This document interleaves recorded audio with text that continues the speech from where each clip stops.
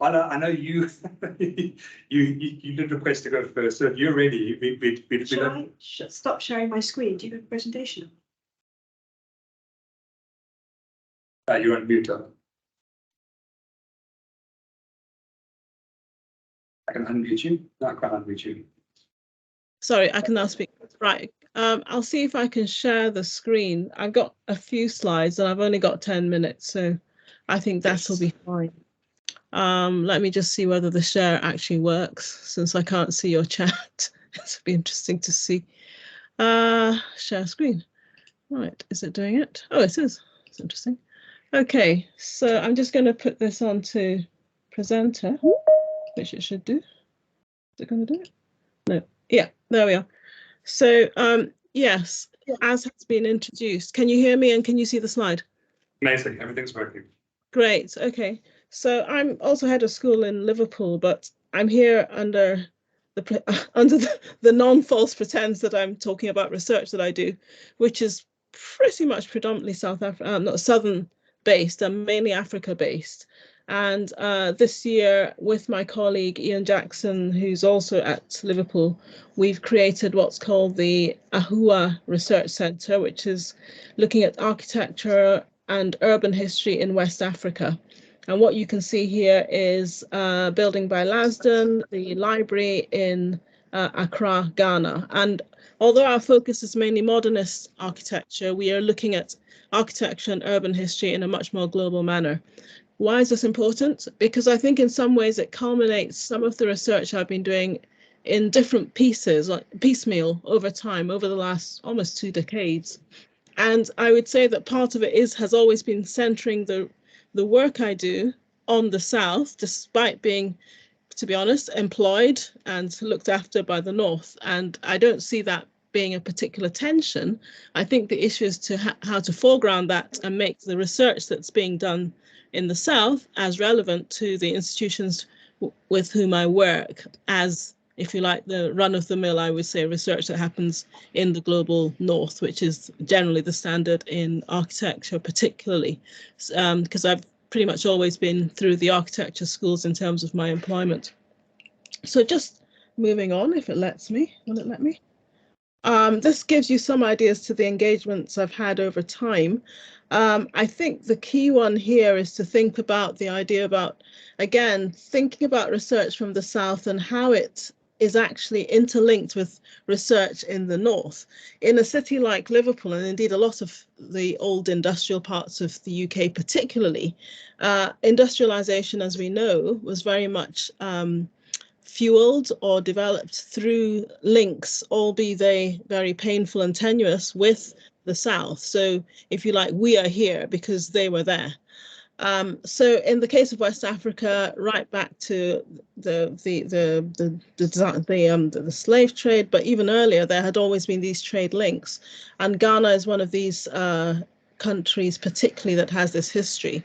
And what I have done over time is to really work with different, I guess, sections of Ghanaian society, but to get them to recognize, so that's in Ghana itself, that the history that is often being researched by researchers from the North is also history that is relevant to Ghanaians. So in the case of my work in Kumasi, that's originally involved working with senior primary school kids. So this is the picture to the bottom right, and getting them to realize that the building, which everybody talks about now, that the university halls of residence, that was actually jointly designed by a Ghanaian architect and also a Yugoslavian architect, was literally in there where they lived. They're all staff. It's a staff school, but they hadn't realized the relevance of the buildings in which they walked past on a daily basis. So getting to that level where you're getting younger people to really realize, I guess, what's in front of them became very important.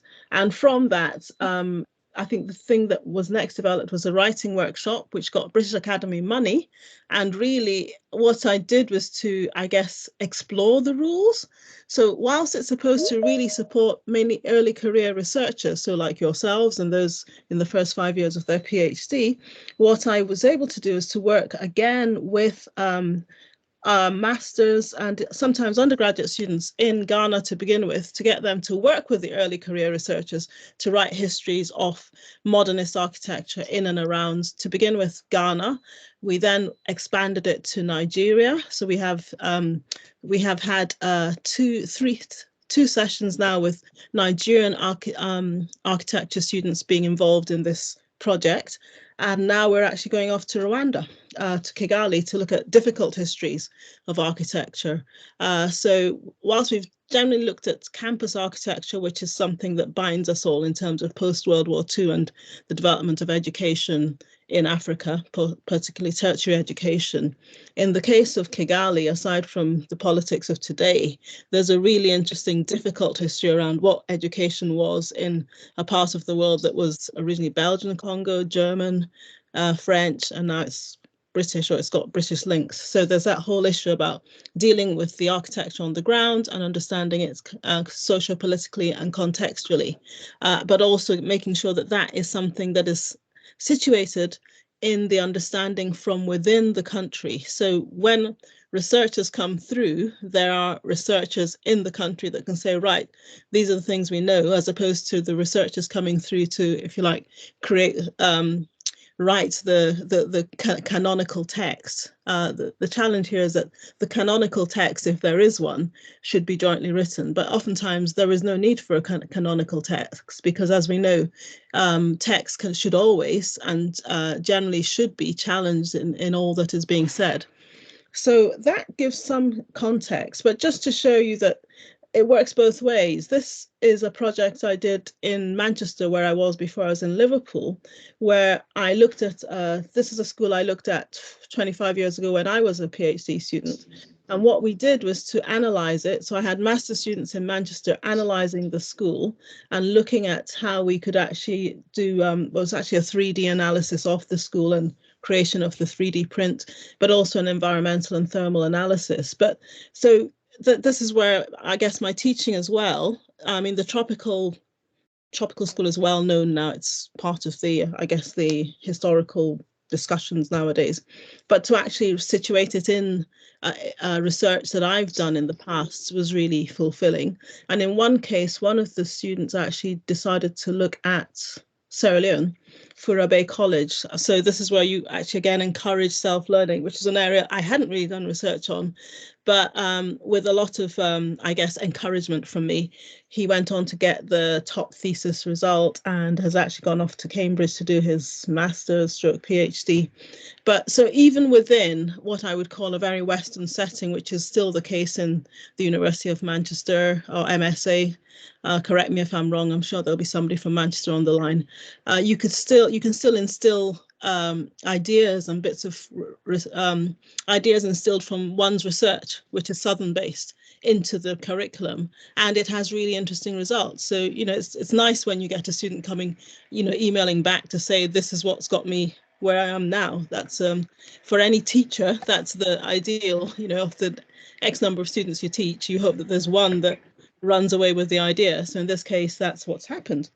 And just to show you where I'm at now, the Alan Vaughan Richards archive we could talk about, but I don't want to hog too much time. I will probably put a link into, is it called Meti Yeti or whatever it's called? Something I did about 15 years ago now. But again, it challenged the narrative. I got a British Academy small grant to look at the work of Alan Vaughan Richards, British guy who marries a Nigerian, upper class Nigerian, and he gets really involved in the architectural scene there. That would be the way to say it. And whilst most architects in West Africa leave, or British expatriate architects, most of whom are British, leave in 1960 when Nigeria gains independence, he is obviously, by virtue of marriage, married to a Nigerian, but also he sets up his own practice. And his work is considered now, you know, a really, really interesting precursor of the whole modernist idiom in Nigeria particularly. Although interestingly, I think there's a tension about him being British and therefore white, and this relationship, which is interesting in itself. But what I was able to do was to meet with his daughter, and we've been able to. And he died suddenly. I think it was a heart attack in his late 50s, early 60s. So his work had been left in his office in Lagos and was slowly crumbling. So I guess it's one of the first examples of digitization. So what I was able to do is to take the drawings over to the UK, get them digitized, and then bring them back to her house in Lagos. So technically, it's an American model. Remy von Richards, is the executor of her father's estate. I have managed to, through the funding from the British Academy, digitize 300 articles from this archive.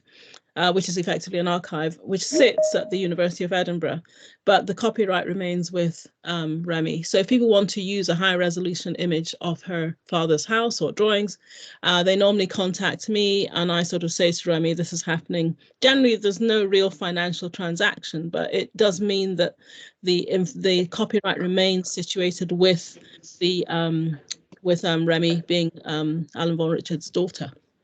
So I could show you pictures of that later, but so that has been very much facilitated again through UK funding. But I think the ethos is very Southern in the sense that I could have just said, oh, well, I'll digitize it. I mean, oftentimes some of these funds will actually say, oh, well, it belongs to the project. No, it doesn't belong to the project. It belongs to the daughter of said architect. And Archi Africa is an ongoing thread which we've worked with Joe Addo in Ghana. It's had its ups and downs, but it's been one of the first, I would say, organizations that's again promoted architecture from an African perspective. Most recently, the one I've just come off about 2 weeks ago now, is the Unilever archive. Unilever is the conglomerate that took over the United Africa Company. Historically, for a lot of West Africa, this involves Kingsway stores, GB Ollivants, Lever Brothers, your soap manufacturers, and so on. As and when they all sort of became part of the Unilever empire, the historical archives now sit on Merseyside, which is fine if you live in the West. But as I pointed out to Ian, my colleague, a co-runner of AHUA, you can't make sense of the archive unless you get both sides of the archival story. So what you have is a history according to these big companies. But to the right, you've got Professors Aya Olukoju from the University of Lagos and Professor Sam Tewesu from the University of Ghana. And the idea is that we are looking at having a tricameral arrangement where we've got scholars from Ghana and Nigeria working with scholars from Liverpool and sharing the archival information, so they can indeed, if we are looking at a canonical history, it's not just the history of Unilever, it's the history of how Unilever works within the West African perspective and vice versa. So that's going to involve collaborative doctorates, we hope. Also the idea about archival studies, because that's the other thing. Oftentimes for the Global South, some of the issues are, do we have access to these archives? And when it comes to things like scholarships, are our students prepared to be able to, if you like, go head to head for scholarship applications because they haven't had that background? So using, I call it the M-Pesa moment, using the ability to digitize material with the help of, I guess, senior academics in West Africa, we can look at what could be digitized and shared with master's students. So again, working with younger academics on their way to be able to get able to become conversant with the use of archives without needing to buy that really expensive ticket to the UK and deal with whatever visa chaos is happening before they actually go on to do that. So it's making these things more accessible to a lot of students and indeed young researchers who would not be able to have that chance in the current situation, because effectively often bits of the knowledge we need in the West, in the South, are situated in the North. So trying to break that link and be collaborative about the way in which we use that. And so the idea would be also you could have these 2-week stints in Liverpool, or indeed Liverpudlian students could have 2-week stints in West Africa. But that would be, I guess, my ultimate feel, that the idea about research is that it should be collaborative and it should recognize that I guess no one story is preeminent over the other. Most stories, as we know, history is murky and messy. We need to look across at the different angles, and that often means that the voices from the South are silenced because most of both the material, the knowledge, and the writing is coming from the North. And I think I'm probably getting to my 10-minute period, so I'm going to leave that as what I would call the challenge. How do you actually, how can we, I guess, maybe not level out the playing field, but I would say have everybody in the team to make sure that what we get in terms of, indeed, using a sporting analogy, we get the best and not the selected best. So I think I will leave it there. The picture to the right, the man in the middle is Lord Lever. So he created the whole Lever Empire. Some of us call ourselves Omo children and Palm Olive children. If there's anybody West African on the line, these are things that we all had in our boarding school lists of things to take to school. So a lot of that came from this Lever Empire. So in his day, he was, I guess, as rich as Rockefeller. And it's interesting to see that the archive, which has it's about how many 100 square meters of information on West Africa sitting in Birkenhead, which I find really interesting, actually, conceptually. So it's great to have, to be able to facilitate, I would say, these connections, which I think will be central to future collaborations. Thank you. Amazing, Oliver. Thank you so much. And you probably can't see because you were speaking, but I'll put a lot of the links that you were speaking about onto the Miro. And capture some of the points. But if there's any other links, to send them to me and I'll put them on here so that people can sort of access this a little bit later. Yeah. But that was amazing. Thank you so much. I will just. Sorry. Yeah, I'll stop sharing if I can. Here we are. Let's see. So we won't take any questions now. We'll take them all at the end.